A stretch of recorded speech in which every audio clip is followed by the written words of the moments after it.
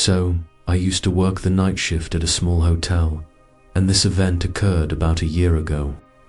I often find myself reflecting on it because it truly scared me. I still don't understand what the man's intentions were or what he hoped to achieve. Honestly, it makes me feel nauseous thinking about how long he spent there without me realizing he didn't belong. The hotel was quite small, consisting of 3 floors and around 40 rooms. It wasn't a bustling place. Typically, only about 10 to 15 rooms were occupied during weekday nights. My shift was from 10 p.m. to 6 a.m., and it was generally really dull and peaceful, which suited me just fine. I used to sit behind the desk, handling paperwork, occasionally monitoring the cameras, or watching YouTube on my phone during particularly quiet times. The lobby was not expansive, just the desk, some couches off to one side with a TV, and a few vending machines tucked in the corner. Behind the desk was a small office outfitted with a computer, a chair, and a glass window providing visibility into the lobby while I was seated there. At night, the front doors were locked automatically, requiring guests to buzz in, and I would permit entry by pressing a button after midnight. The pace was usually uneventful, aside from the occasional late arriving guest. But one night, around 11 p.m., a man entered that still makes my stomach twist when I recollect. He buzzed for entry, and I let him in.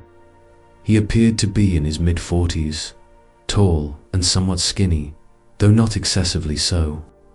Dressed in jeans and a baseball cap, with a backpack slung over one shoulder. He approached the desk and inquired about a room for the night. I replied affirmatively, quoted him the price, and he nodded while producing a card. I swiped it, it was proved, and I handed him a key card for room 214 on the 2nd floor. I recall him gazing at me for an uncomfortably lengthy moment before departing. His expression was somewhat vacant, his eyes lingering on me for maybe 3 or 4 seconds after I passed him the key. Then he turned and made his way toward the elevator. At first glance, nothing felt menacing, yet it was enough to elevate my awareness of him. Following that, I reclined in my chair and occupied myself with my phone for a while, around midnight. I glanced up and noticed he was back in the lobby. Instead of coming to the desk, he simply walked past me to sit in the lounge area on one of the couches. The TV was off, but he was just facing it. I thought maybe he was having trouble sleeping. Guests occasionally loiter in the lobby, so I thought little of it. However, after 30 minutes had elapsed, I recognized he had been sitting there, doing nothing at all. He wasn't scrolling on his phone, reading, or even dozing off. He was simply staring ahead at the dark screen. At one point, I got up to grab some water from the vending machine. As I crossed the lobby, I sensed him turning his head to follow my movements all the way across.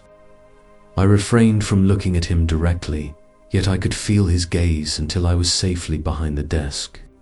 It stirred up a distinctly uneasy sensation within me.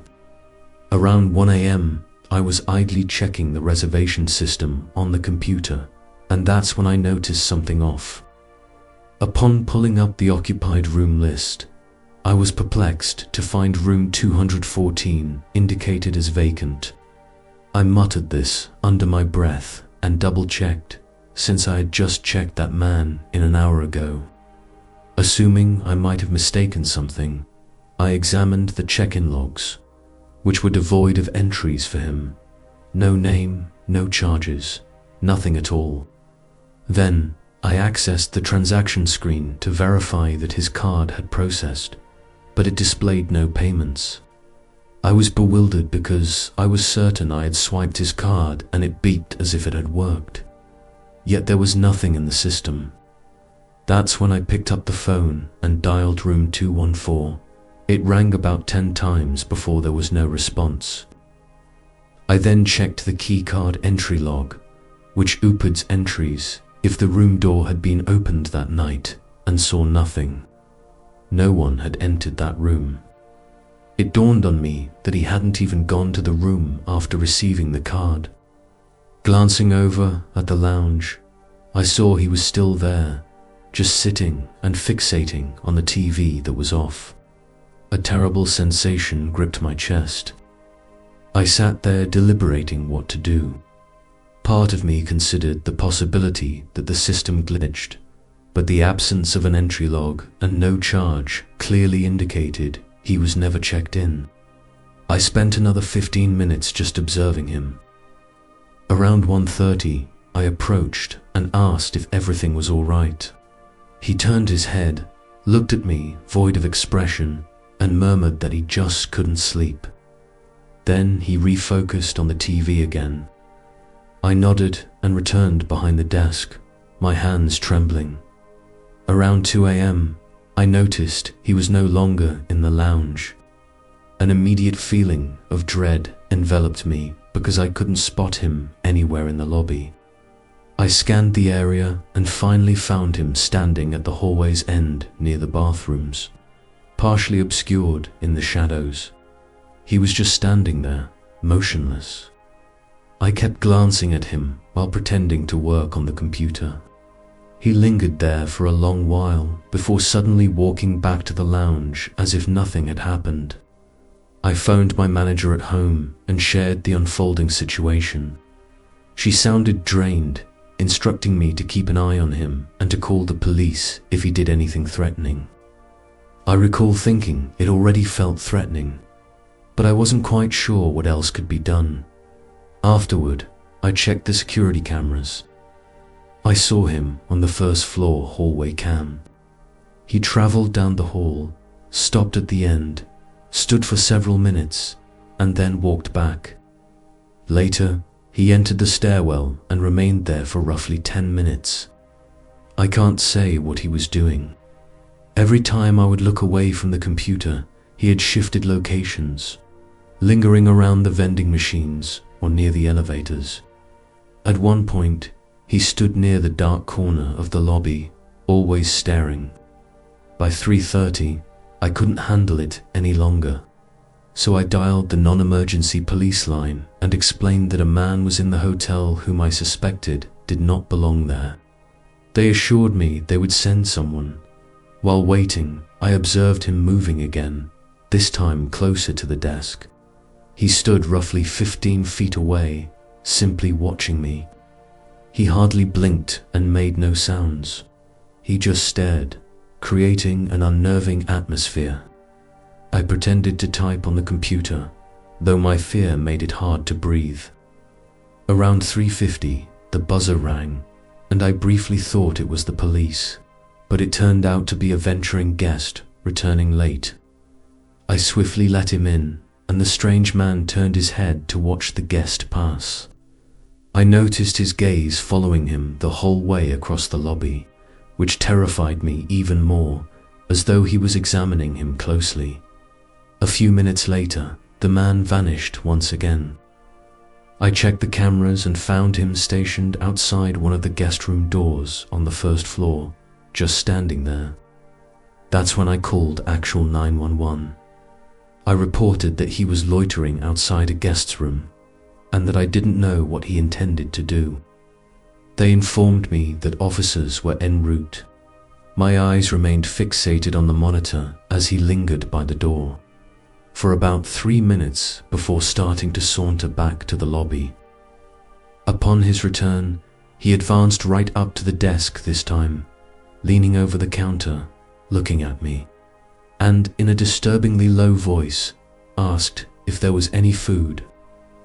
I directed him to the vending machines in the corner. A faint smile crept onto his face as he walked away. I sat there, anxiously watching the clock, pleading for the cops to arrive. Finally, around 4:10, 2 officers entered. I gestured directly at him. He was back in the lounge, seated again. The officers approached him, speaking with him for a few minutes.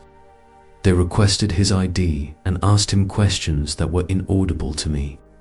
Eventually, they escorted him out. One of the officers returned and explained that the man was not a guest at all. The credit card he used was stolen, and he had no luggage or reservation. He had merely been pretending to secure access to the premises. He was charged with trespassing and possessing a stolen card after they departed. I sat there, shaking, until my shift concluded. Each time I glanced at the cameras, I anticipated seeing him again.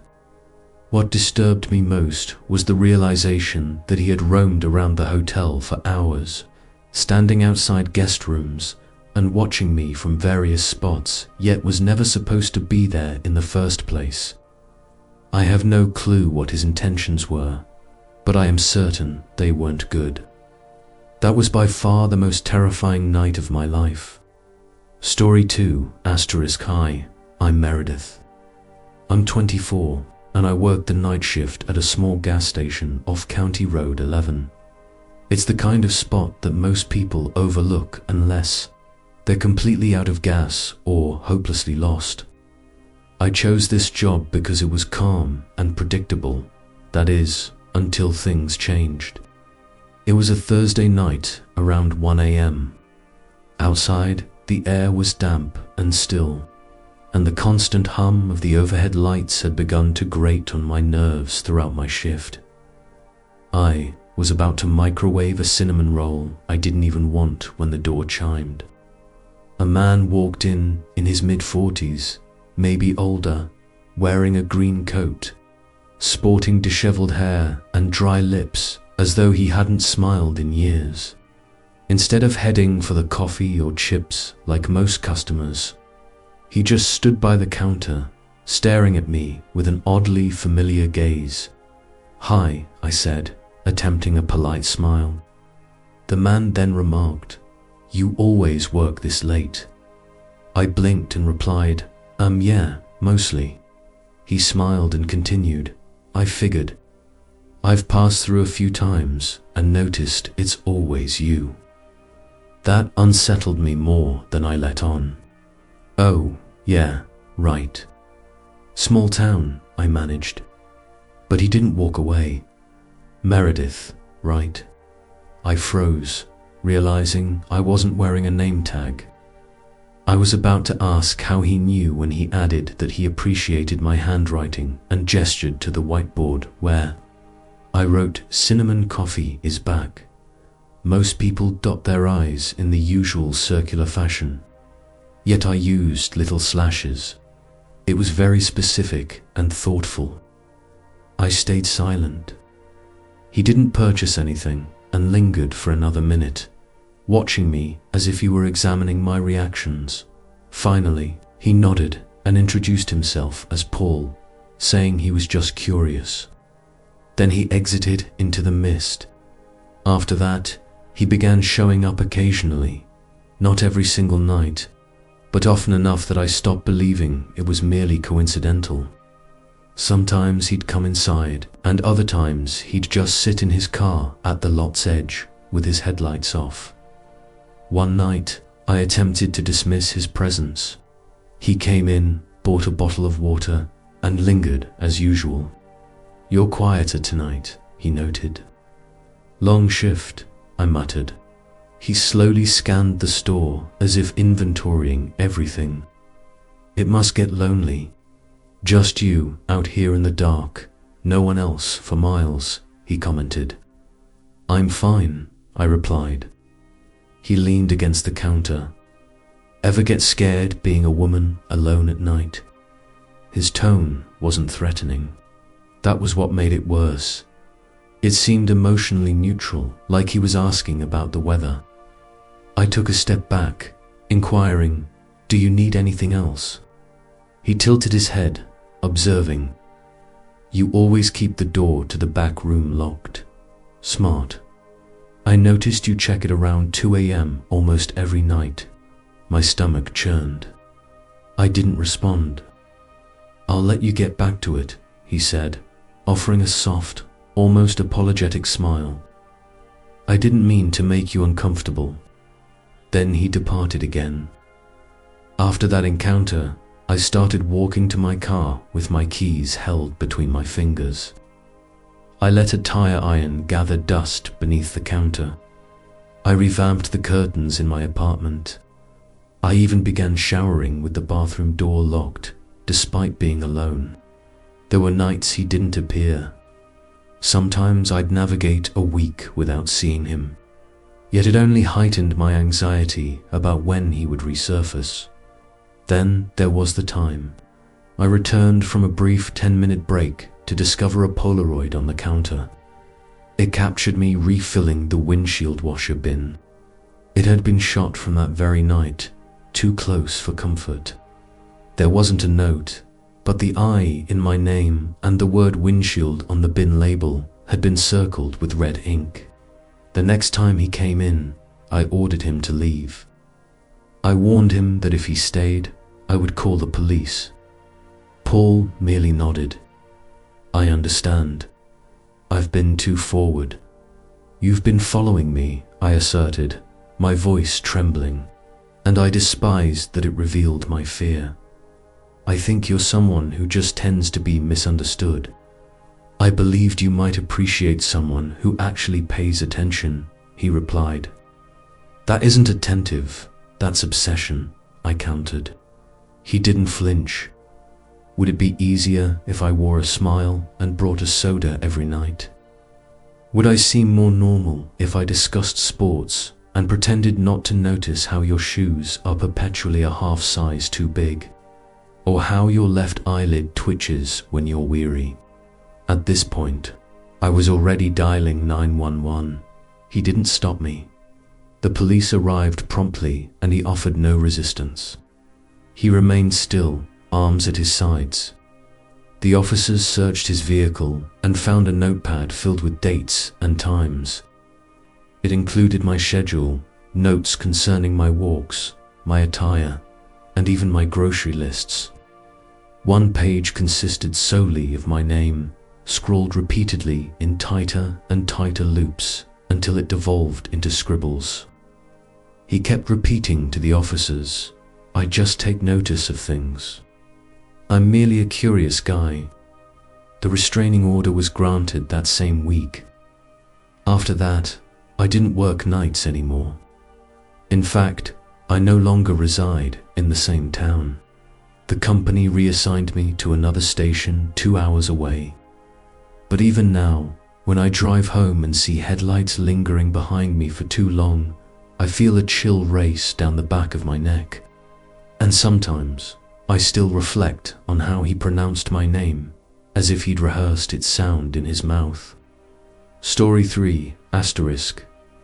I want to preface this by saying, as I'm writing this happened to me just last night. I work the overnight shift at a 24-hour gas station. I'm a 22-year-old female, and I've been employed there for just under 2 months. I handle weekend shifts from Thursday to Saturday, while another co-worker, whom I'll refer to as Max for the sake of privacy, covers the weekdays from Sunday to Wednesday, around 2:30 a.m. Max and a friend of his, let's call him Ben, stopped by the station for coffee and a quick hello. Max and Ben had each consumed magic mushrooms a few hours before arriving, so when I saw them, they were giggling, providing me with a bit of entertainment. Amidst our random conversations, Ben mentioned how there was a car parked in the lot. Lights off but running, with someone inside, a car that had been there long before they arrived. When he questioned the man claimed he was waiting for a DoorDash order. Generally, it's not unusual for DoorDash drivers to wait in their cars while we prepare an order. However, what was strange was that I hadn't received any orders in nearly 2 hours. I had spent the majority of the night cleaning the back of the store, far from the tills and the front doors, which meant I couldn't see the parking lot. We dismissed it as nothing, and the two guys ventured outside to smoke a cigar and play with Max's dog, which they'd brought along. Initially, I didn't think much of it, But once I was alone, it crossed my mind that it was odd to consider how long they'd been outside before my co-worker had arrived. Fast forward about an hour, and they returned for more coffee. It was at this point that Max informed me about how the suspicious car had been parked in a spot obscured from my sight due to the wall.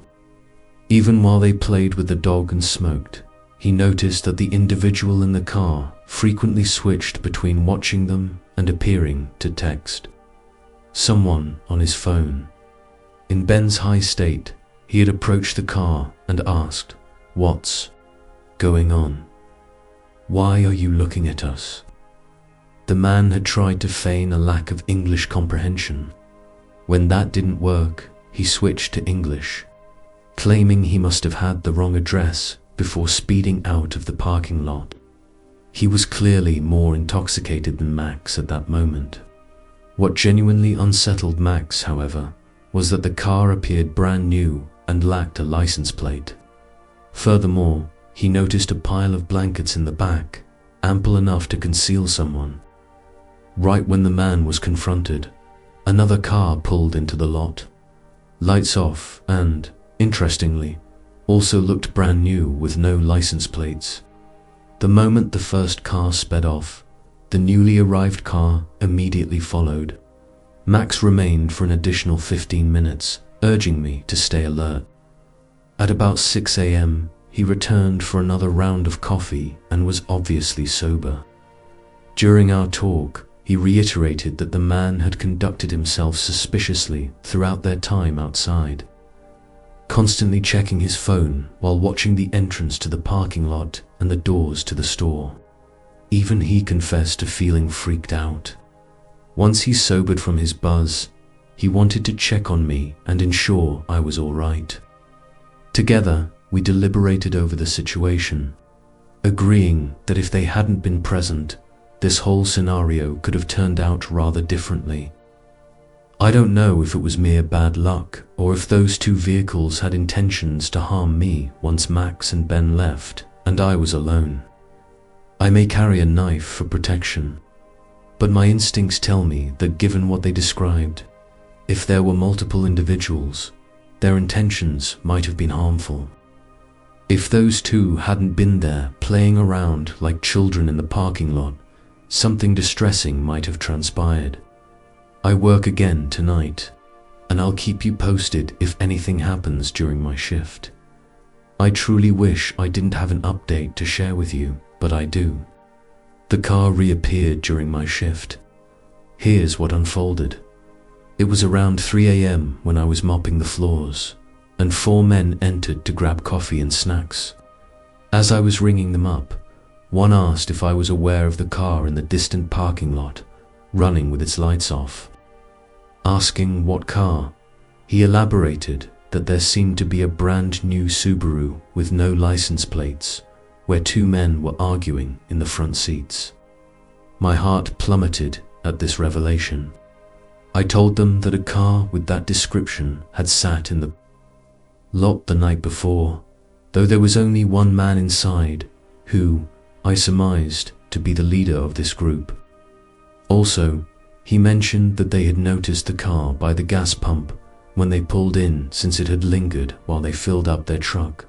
As they walked toward the doors, passing the car at the farthest pump from the store, they could hear a man not quite yelling but speaking loudly while gesturing towards the entrance. As they passed, one of the individuals headed over to the car to inquire if everything was okay. Upon realizing they were there, the men in the car quickly put the vehicle in reverse and departed. I informed them that I believed it was the same suspicious car as the previous night, as it had been acting erratically while others were in the lot, and when confronted, the occupant appeared frantic as he fled with another vehicle in pursuit. They seemed alarmed and kindly offered to stay with me for a while, ensuring the suspect wouldn't return. I asked if they were definite about it, and upon hearing it was no trouble. They stuck around for 20 minutes until we collectively agreed that I was probably safe. I expressed my gratitude once more, allowing them to refill their coffee free of charge before they departed, leaving me alone again. Nothing else occurred for the remainder of my shift, but I remained on high alert any time I had to step outside to change the trash at the gas pumps. The scariest part for me is the fact that I never viewed this car myself, yet multiple people had warned me about it. Initially, I wished it was just me being paranoid, but to have the same vehicle appear 2 nights in a row at almost the identical time while parking out of sight from the register and front windows makes me question if my instincts are warranted. If they are, I'm just thankful I had a different group of individuals arrive, so I wasn't isolated in case those car occupants chose to enter. Thankfully, I won't be working for the next few days. All I can hope is when I return, that car won't show up again. My name is Daniel. I'm 29 and I work the overnight shift at a small, rural motel. It's not part of a chain, just a family-run establishment with 2 floors and around 25 rooms altogether. My usual hours are from 10 p.m. to 6 a.m. The motel tends to be quiet at night, with perhaps a couple of check-ins past midnight if travelers are passing through, but typically it remains dead quiet. That's part of the reason I chose the job. I'm not particularly social, so being in an empty space most nights suits me. The setup includes a main office with a front desk, some chairs, a coffee machine, and a small rack filled with brochures. Behind the desk is a corridor leading to a back office that functions almost like a lounge, complete with another desk, a couch, and a wall-mounted TV. The neat part is, there's a speaker that chimes whenever someone rings the bell at the front desk. Therefore, I normally relax in the back, binge watch shows on my laptop, maybe nap on the couch. And then, after hearing the bell, I walk up front. Having worked there long enough, I became familiar with the usual rhythm of the place. The building creaks sometimes, the heater produces a clicking sound, and the front door beeps when guests swipe their key cards after hours. Those were all ordinary sounds, but working the night shift can make even the usual noises feel unsettling if you think too deeply about them. Sometimes, things that initially come off as normal can take an unexpected turn. This incident occurred on a Tuesday night last fall. It was cold outside, the temperature hovering around the 40s, and the parking lot was nearly deserted except for 4 or 5 vehicles belonging to guests. As approximately 2 a.m. rolled around, I heard the bell ring for the first time. I rose from the couch in the back and walked into the main office. Upon arrival, however, I found no one at the desk. The lobby was vacant. I glanced through the glass doors, but the road outside was shrouded in darkness and appeared empty as well. No cars were pulling in, and no headlights illuminated anything. For a moment, I wondered if I had imagined it, since the bell was quite loud and bright. Suggesting that I hadn't, I lingered for a minute, expecting a latecomer, but nobody arrived. So, I headed back to the lounge. Settling on the couch, I pulled out my phone to scroll for a bit. Not even 10 minutes later, the bell sounded off again. I jumped up and marched quickly towards the main office, only to find once again that it was vacant. This time, the hair on the back of my neck stood on end. I approached the doors and stepped outside. The parking lot looked unchanged. All cars had their lights off, and there was no sign of movement. The road was entirely empty as well. I wandered to the edge of the sidewalk and checked both directions, but I couldn't spot a single sign of life. Upon re-entering, I decided to sit behind the front desk this time rather than retreating to the back. I figured maybe a drunk patron was simply messing with me, or perhaps a playful guest had given me a ding-dong ditch situation. However, after sitting there for 15 minutes without any occurrence, I began to unwind once again. Leaning back in my chair, I opened my laptop and reassured myself that it was merely one of those odd happenings I'd chuckle about later. Then the bell rang once more. My head snapped up with such force that it hurt. The lobby remained empty, no one in sight. My skin began to prickle. I stood up and rounded the front desk to check for any hidden figures, yet found nothing. I checked the lobby's bathrooms, even stepped outside again. Still nothing. I quickly walked the lot while shining my phone's flashlight, but everything was just eerily quiet. Back inside, I realized I needed to switch tactics. Instead of returning to the lounge, I settled into the chair directly behind the front desk. If someone was sneaking around ringing the bell just to torment me, I wanted to catch them in the act. I dimmed the lobby lights to create a softer ambience, then sat quietly, listening. The stillness was so profound that even the faintest sounds made me jump. The clock ticking on the wall seemed louder than usual. The fridge in the back office started humming, clicking on. Every few minutes, the building creaked as it settled. I remained there, arms crossed, eyeing the bell on the counter. Time passed. I monitored for 15 minutes, then 20. My eyelids grew heavy, and I thought the person might have given up. I even started to tell myself I had imagined the whole thing. Just when I was about to relax and doze off, it happened again.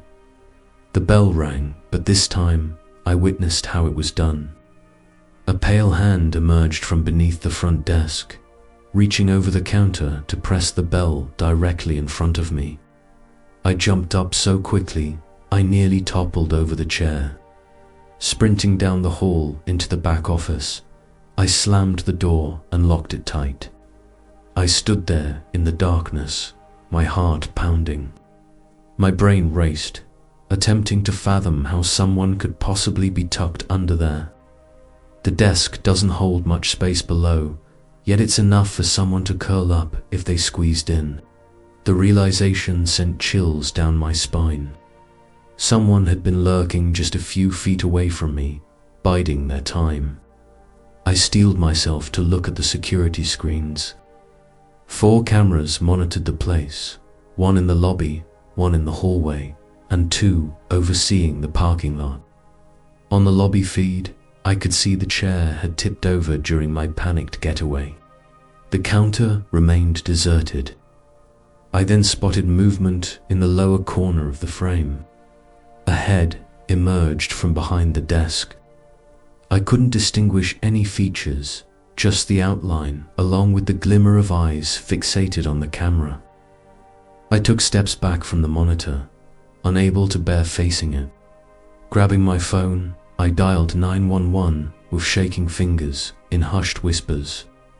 I relayed to the dispatcher that someone had broken in and taken refuge in the lobby. She instructed me to stay concealed and assured me that officers were on their way. While I remained on the line, I monitored the feed. The unknown figures had vanished from view, and then I saw them crawl out from behind the desk on hands and knees. Rising to their full height, they looked tall, draped in a hoodie with the hood pulled tightly. Their posture hunched over as they began to traverse around the lobby, seemingly seeking something. They then turned and walked out of the camera's view toward the hallway leading to the back office. I pressed my body against the locked door. A brief moment later, the doorknob rattled. Just a single slow rattle before it fell silent. The dispatcher continued anxiously asking if I was safe, but for what felt like an eternity. I couldn't respond as my throat closed up. After what felt like an eternity, I heard slow footsteps retreating. I rushed back to the monitor. The man was now pacing the lobby again. At one juncture, he stood by the glass doors, simply staring outside, as if awaiting someone. Following that, he meandered over to the brochure rack, flipping through the papers as though sarcastically passing time. Minutes dragged mercilessly by until the parking lot cameras finally displayed the flashing red and blue lights. The officers arrived, 2 cars pulling in. The man must have perceived it too, as he suddenly bolted out of the frame. Moments later, I heard the front doors creak open. When the officers searched the building, they uncovered a hefty rock near the entrance that seemed to have been placed to prop the front door open. Yet they didn't locate him inside. He was gone. They scoured the parking lot and scanned the road, with an officer explaining that whoever it was must have slipped away once they pulled up. I replayed that bizarre moment in my mind, how that hand appeared seemingly out of nowhere to press the bell, calm and calculated. Now, any time I hear the bell at night, those memories resurface, and I doubt I will ever view that desk the same way.